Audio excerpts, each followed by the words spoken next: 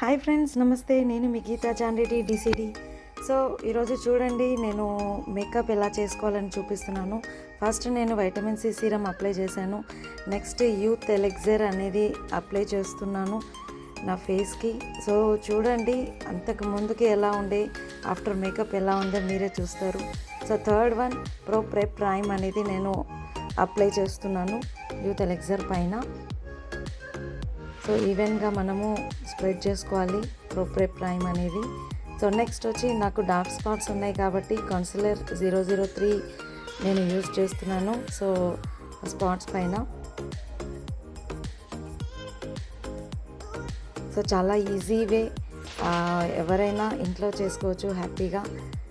చాలా అంటే చాలా ఈజీ అన్నమాట మేకప్ చేసుకోవడం. నిజంగా ఆడవాళ్ళకి అదొక కళ. సో దేవుడిచ్చిన వరం అది.